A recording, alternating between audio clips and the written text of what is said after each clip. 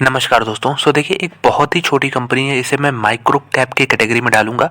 Micro cap basically 1000 crore से नीचे का मार्केट कैप होता है, तो उसको मैं माइक्रो कैप कहता हूँ। तो बेसिकली 100 से 1000 के बीच में आप कह सकते हैं। इस कंपनी का मार्केट कैप अभी 220 करोड़ के आसपास है। कंपनी का नाम आपको बताते चलूँ, कंपनी का नाम है नर्मदा जेलेटिन्स लिमिटेड।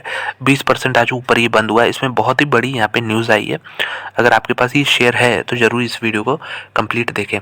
तो बेसिकली देखिए, यहाँ पे डिविडेंड का अनाउंसमेंट होना था। स्पेशल डिविडेंड कंपनी देने वाली थी, तो डिविडेंड की अमाउंट ने सबको यहाँ पे चौंका दिया है। यहाँ पे शेयर प्राइस भी 20% आज अपर सर्किट में बंद हुआ है। तो अगर हम कंपनी का चार्ट स्ट्रक्चर देखें तो यहाँ पे एक पॉजिटिव ही मोमेंटम बना हुआ है। बहुत ही भारी मोमेंटम नहीं है, लेकिन एक स्लो एंड स्टडी यहाँ पे पेस है। और आज तो यहाँ पे 2-3 से यहाँ पे रॉकेट हो चुका है। तो अगर हम इस कंपनी का टोटल पूरा हिस्ट्री देखते हैं दोस्तों, जब से इसकी लिस्टिंग हुई है, तो इसके लिए हम लोग मंथली यहाँ पे डेटा लगा लेते हैं। यहाँ पे एक मंथ का डेटा लगाते हैं। चलिए, तो एक कैंडल जो है यहाँ पे एक मंथ को यहाँ पे रिप्रेजेंट कर रही है। 2004 से हमारे पास डेटा आ गया है। तो इसके पहले जो हाई था यहाँ पे 2015 में था, बिल्कुल सेम जहां आज खड़ा है वहीं तक यहाँ पहुंचा था 2015 में। और उसके पहले का अगर फेज देखें तो स्टडी फेज था यहाँ पे, धीरे धीरे ऊपर का। बीच में कंसोलिडेशन हुआ, ये कंसोलिडेशन का फेज। अब उसके बाद यहाँ पे ब्रेकआउट हुआ, फिर से रॉकेट बन गया है। तो इस तरह के फेजेस आते हैं। आप इसे 3 फेज में डिवाइड कर सकते हैं। देख सकते हैं, ये पहला फेज रहा जहाँ भी आप खरीदेंगे आप पैसा आपको बनते हुए दिखा, क्योंकि ये अपवर्ड ट्रेंड में था।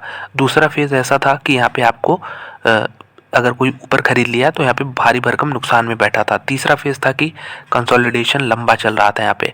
और चौथा फेज यहाँ पे हो सकता है स्टार्ट हो गया हो, ऑलरेडी ब्रेकआउट हो चुका है और काफ़ी भारी भरकम यहाँ पे देख सकते हैं कि प्राइस मूवमेंट भी देखने को मिल रहा है।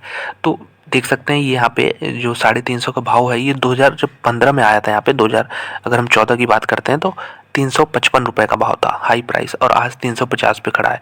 तो अगर ब्रेक करता है इसे तो और भी ऊपर इसमें जाने की पोटेंशियल है।